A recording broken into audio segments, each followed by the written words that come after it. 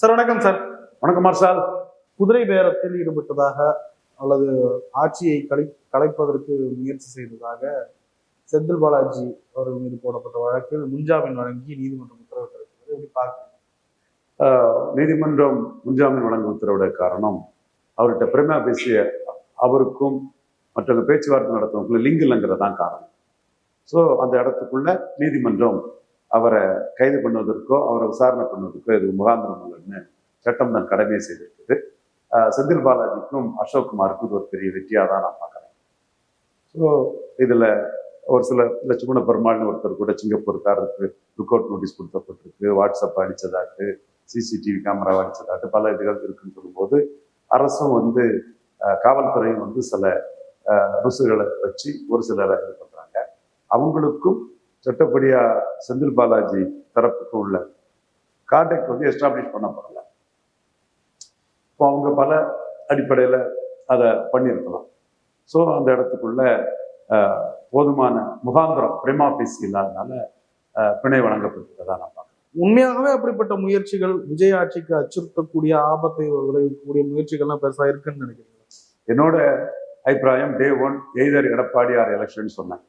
தினகரன் 3 மாசத்துல இந்த ஆட்சி கவலைன்னு சொல்லும்போது 3 மாசத்துக்கு பிறகு தினகரன் இதைத்தான் சொல்லுவாருன்னு சொன்னேன்.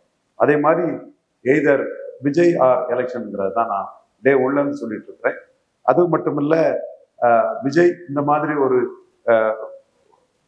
தர்ம அறத்திற்கு தர்ம நெறிகளுக்கு முரணான ஒரு அரசை ஸ்டாலின் முதல்வர் சொன்ன 13 பேரை வச்சு ஸ்டாலின் முதல்வர் சொல்லி தோத்து போன கட்சியில மிச்ச சொச்சமா உள்ள 13 பேரை வச்சு 27 காங்கிரஸ்காரன் ஸ்டாலின் முதல்வர் எப்பா தம்பி மாணிக் தாகூர் நின்னாரா இல்லையா, நின்னீங்களா இல்லையா, அதுல 5 பேர் தானே ஜெயித்தீங்க. அந்த 5 பேரும் ஸ்டாலின் முதல்வர் ஜெயித்துக்கிட்டு விஜய் ஆதரவு கொடுக்கறது என்ன வகையில நியாயம், என்ன வகையில தர்மம்?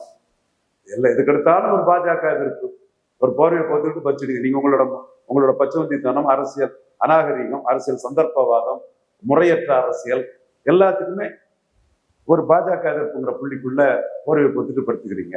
ஸோ இந்த அரசு அமைஞ்சதே நியாயமான ஒரு அரசு அல்ல. எண்ணிக்கை இருக்கு, சட்டப்படியான அரசு, அதை நான் மறுக்க வரல. பட் நியாயப்படியான அரசுன்னா இல்லை. நியாயமான ஒரு அரசு அமைஞ்சிருக்கணும்னா விஜயும் எடப்பாடி பழனிசாமியும் சேர்ந்துதான் அந்த அரசு அமைச்சிருக்கணும். அதுதான் நியாயம், தர்மம். ஏன்னா இவங்கெல்லாம் ஸ்டாலின் முதல்வர் சொல்லி தோத்து போனவங்க, மக்களால் தோற்கடிக்கப்பட்டவங்க. ஸ்டாலின் மட்டும் தோற்கடிக்கப்படலையே, திமுக மட்டும் தோற்கடிக்கப்படலையே, திமுகவோட சேர்ந்து திமுகவோட மோசமாலாம் இவங்க தோற்கடிக்கப்பட்டிருக்காங்க. தோற்கடிக்கப்பட்ட இவங்களை மக்களால் ஸ்டாலின் கூட நின்னார்கள் என்று புறக்கணிக்கப்பட்ட கட்சிகளை வச்சு நீங்க ஆட்சி அமைக்கிறது எந்த வகையில மக்கள் மத்தியில் அது ஒரு நியாயம்னு சொல்ல வைக்கும். முழுக்க நியாயத்துக்கு புறமான செயல். சனாதன தர்மம், இந்து தர்மம், பாஜக, இந்துத்துவா, இதுக்கு எதிராக தமிழ்நாட்டுல பாஜக வந்துடும், கவர்னர் ஆட்சி வந்துடும் சொல்லி அத்தனை முறைகேடுகளையும் நியாய தர்மத்துக்கு எதிரான செயல்களையும் செய்துட்டு இருக்கிறாங்க. இதுதான் யூபி, மகாராஷ்டிரா, பீகார், கர்நாடகாவில் பாஜக வளர்ச்சிக்கு ஒரு காரணம். மீண்டும் நான் சொல்றேன், விஜய் அரசுக்கு மாற்று அரசு இல்லாதனால இன்னொரு அரசு அமையதுக்குள்ள வாய்ப்புகள் இல்லைன்னு தான் நான் பார்க்கறேன். அசான் டேட் இன்னொரு அரசு அமையதுக்குள்ள வாய்ப்புகள் இல்லை. மேலும் நம்பர்ஸ் அதுக்கு பெர்மிட் பண்ணாது. இதுவரை 4 பாமக வேற உள்ள எடுக்கலாமான்னு தாவேக்கா பார்த்துட்டு இருக்காங்க. திருமாவளமும் அதுக்காக திமுகவும் தாவேக்காவும் இந்தியா கூட்டணியில வரணும்னு வேற அழைப்பு வர விட்டுட்டு இருக்கிறாரு. இதை தாண்டி 144க்கு விஜய் போயிட்டார். 108ல இருந்து 108ல இருந்து 144 போயிட்டார். அந்த 144ல அங்க இங்க ரிசர்வேஷன், புறக்கணிப்பு அப்படின்னு அந்த 144 ஓடி கிடக்குது. அப்ப மீதி 144 தாண்டுனா 90 தான் மீதி இருக்கு. 90 வச்சு எப்படி 144 கவுண்ட் முடியும்? 144க்குள்ள கொஞ்சம் எடப்பாடி சைடு போனாலும் கூட அவங்களும் வேலுமணி, இவரு சிவி சண்முகம், இவரு வீரமணி, அன்பழகன், இவங்கெல்லாம் கூட்டங்கள்லயே கலந்துக்காத ஒரு புறக்கணிப்பெல்லாம் பண்ணிட்டு இருக்கிறாங்க. ஸோ என்னை பொறுத்தளவுல எடப்பாடியோட 2016 to 21 அரசை விட இது ஸ்டேபிளா இருக்காதான் நான் பார்த்தேன். எடப்பாடி அரசு மெஜாரிட்டி கவர்மெண்ட், இது 4 பார்ட்டி பொலிஷன் கவர்மெண்ட் என்றாலும் எண்ணிக்கையில ஸ்டேபிளா தான் இருக்கதா நான் பார்க்கிறேன். கரூர் விவகாரத்துல விஜய் அவர்கள் கரூருக்கு செல்ல தடை இல்லை அப்படின்னு சொல்லி நீதிமன்றம். கரூருக்கு செல்ல தடை இல்லையே, அதுல திமுகவுக்கு ஒரு பெரிய பின்னடைவு. திமுக பின்னடைவு தான். அந்த வழக்குக்கு திமுக அப்படி பேர்க்க கூடாது. நீதிமன்றமே நீங்களும் இஷ்டம் போல பேசுங்கன்னு சொல்லி விட்டுட்டாங்க. ஸோ இதுல அந்த அவங்களுக்கு கருணை அடிப்படையில வேலை கொடுக்கறதா தவறு.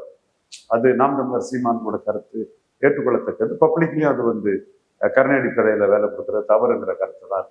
இந்த குடும்பங்களுக்கு வேணா நன்மை இருக்கலாம், பட் அரசாங்கம் கருணை அடிப்படையில் இன்னொரு வேலை வாய்ப்பு இல்லாமல் இருக்கும்போது வேலை அவங்களுக்கு வேலை கொடுக்க தவறுங்கிற கருத்து தான் பொதுமக்கள் மத்தியிலையும் பரவலாகவே இருக்குதான் நான் பார்க்கிறேன். வைகோ அவர்கள் சமீபத்தில் தெரிவித்த ஒரு கருத்து, திருமாவளவன் நாங்க இன்னும் திமுகவோட நட்புறவுல இருக்காங்க, வைகோ அதை கிண்டல் அடிக்கிறாரு, நோபல் பரிசு கொடுக்க வேண்டிய கருத்து. இல்ல அதுல திருமாவளவன் வந்து சீரியஸான ஒரு ஸ்ரூடு பொலிட்டிஷியன்.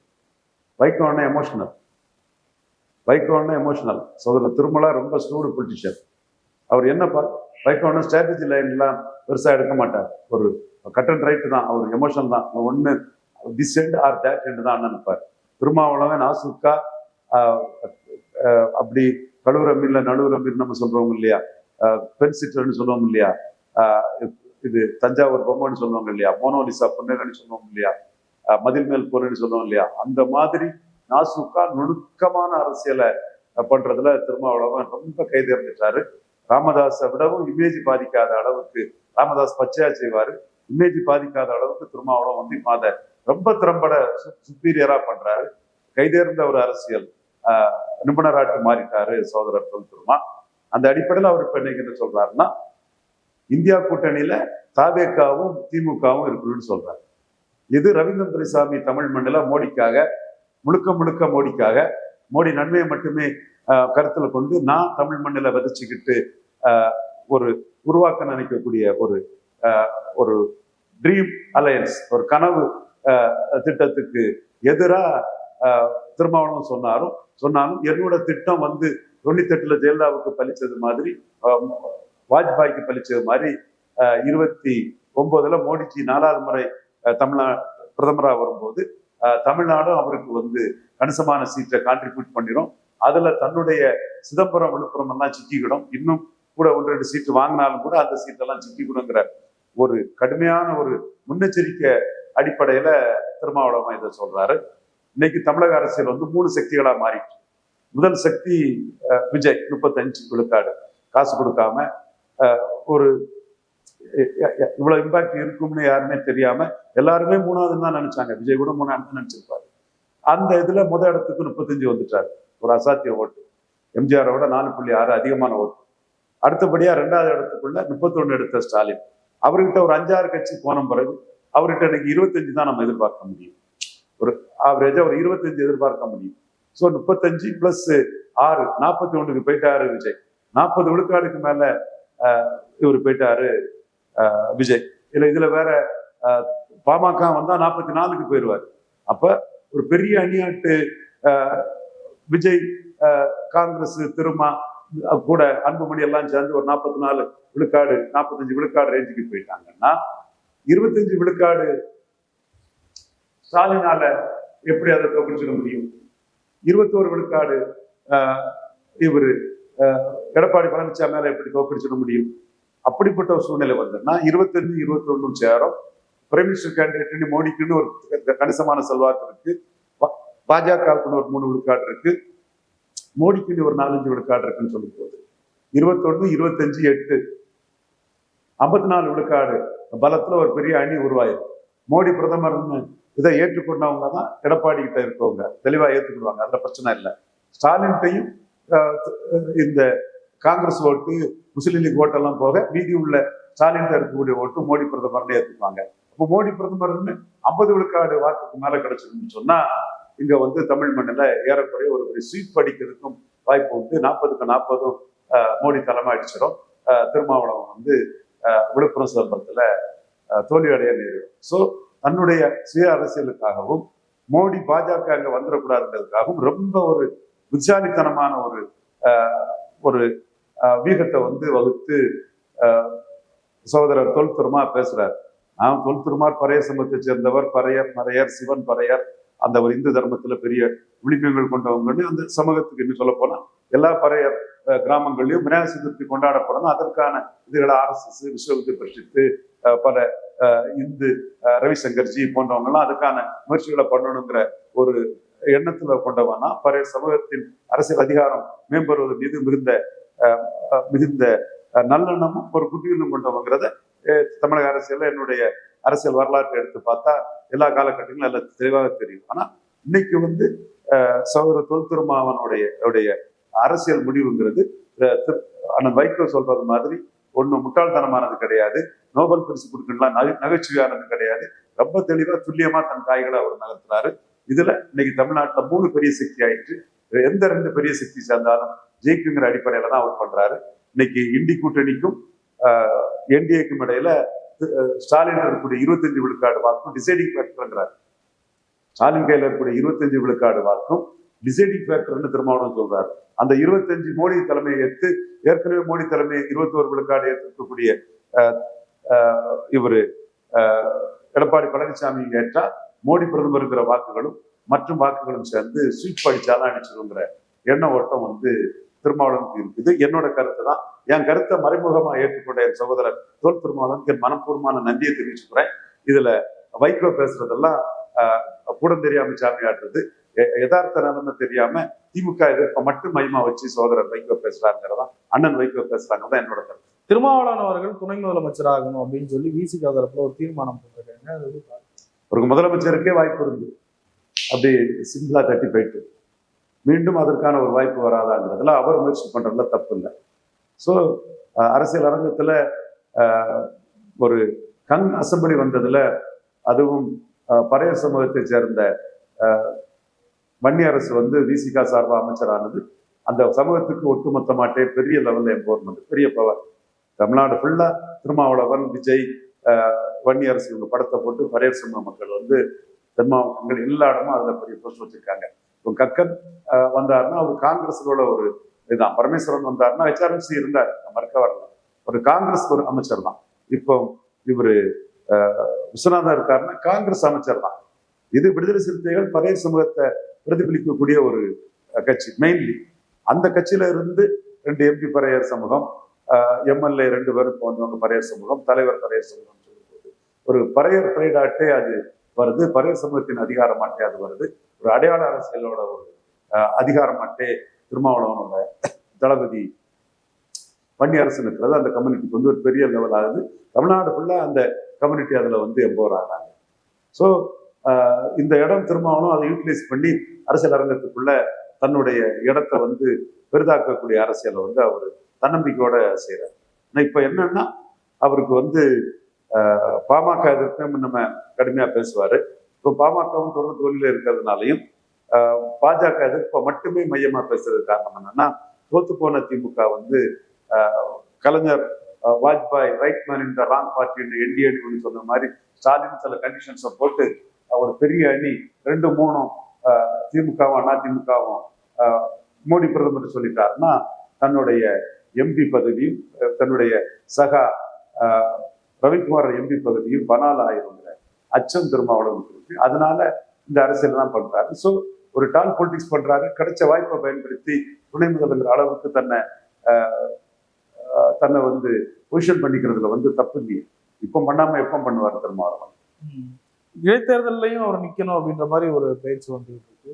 அதுக்கு வாய்ப்பு இடைத்தேர்தல் அம்பாசமுத்திரம் காங்கிரஸ் கேட்கலாம், விடுதலை சிறுத்தைகள் இடைத்தேர்தல் வாய்ப்புகள் கேட்கலாம். அது அந்த கூட்டணி கட்சிகள் முடிவு பண்ணுவாங்க. கூட்டணி இல்லைன்னு திருமாவளவன் சொல்றதுக்கு காரணமே இடைத்தேர்தல் எல்லாம் போட்டி போட்டு ஒரு தேர்தல் களத்தை கண்டுட்டா அது கூட்டணின்னு ஆயிடும். மற்ற பதட்டத்துல மாணிக்கா அவரெல்லாம் ஆட்சியில பங்கு வச்சாலே கூட்டணின்றாங்க. ஒரு ஆட்சியில பங்கு வச்சா போதாது, அரசியல் ரீதியாட்டு களத்துக்குள்ள கூட்டணி அனுப்பணும்னு நினைக்கிறாரு.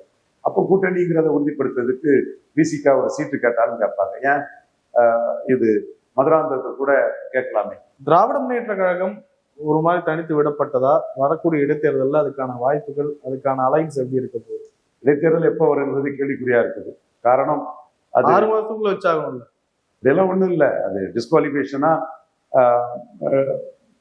ரெசினேஷனாங்கிறதுலே ஒரு டிஸ்பியூட் இருக்குது. கோர்ட்ல கேஸ் இருக்குன்னு சொல்லி தேர்தலானே தள்ளி போடலாம். அப்ப என்ன முந்தைய அதிமுக டிஸ்குவாலிஃபை ஆனவங்கன்னா எப்போ கேஸ் எலெக்ஷன் நடந்தது?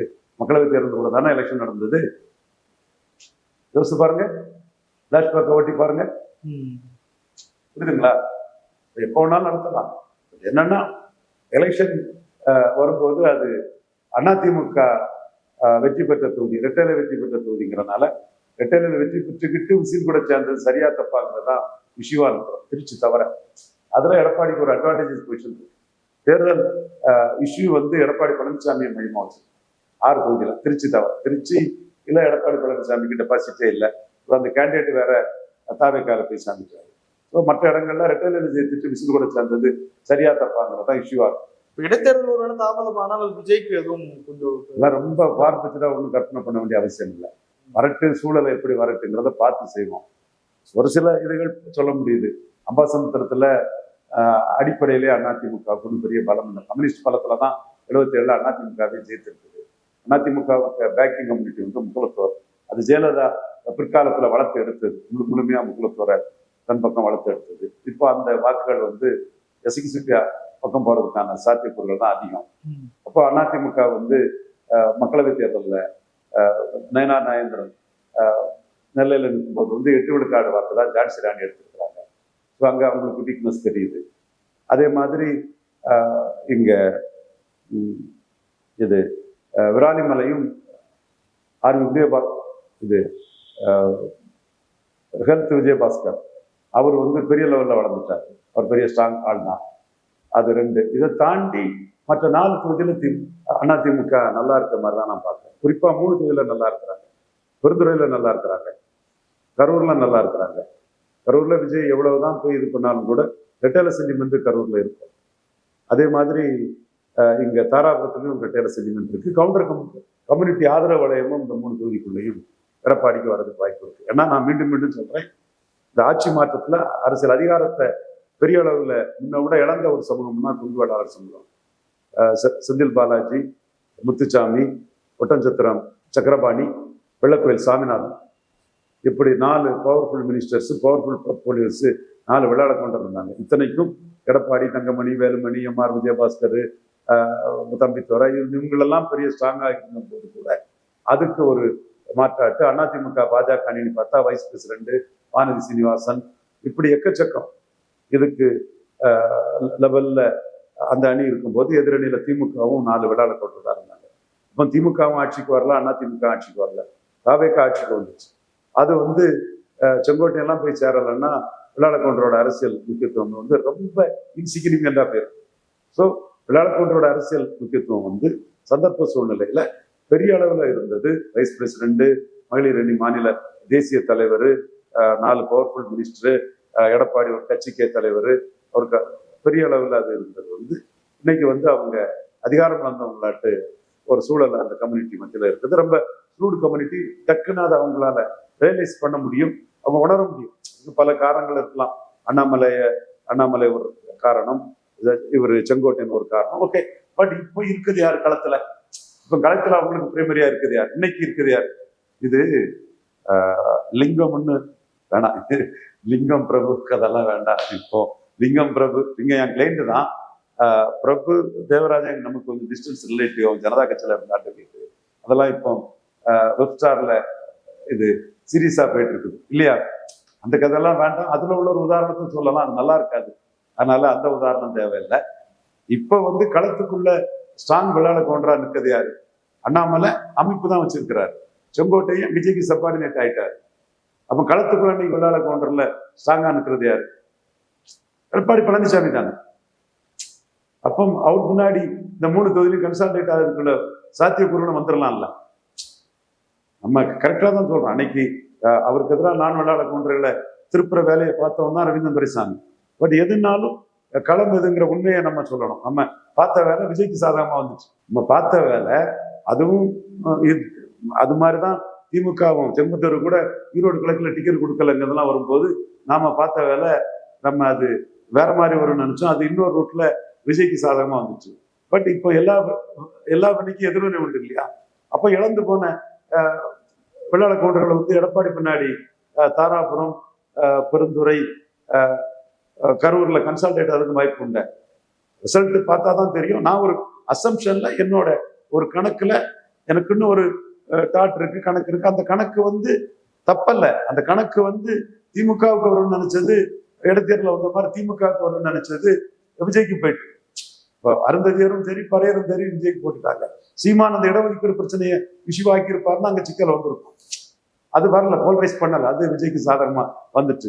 இப்போ உள்ள சூழ்நிலை அரசியல் அதிகாரத்தை இந்த ஆட்சி மாற்றத்தால பெருமளவு இழந்தது வெள்ளாள கொண்டர்கள் நினைக்கும் போது அவங்க எடப்பாடி பின்னாடி கன்சால்டேட் ஆனாலும் ஆச்சரியப்படுவதற்கு இல்லைங்கிறது என்னோட ஒரு கணக்காக தான் நான் இதை சொல்றேன். பெருந்துறை போன்ற இடங்கள்ல சாத்தியக்கூறுகள் அதிகம்னு நான் நினைக்கிறேன்.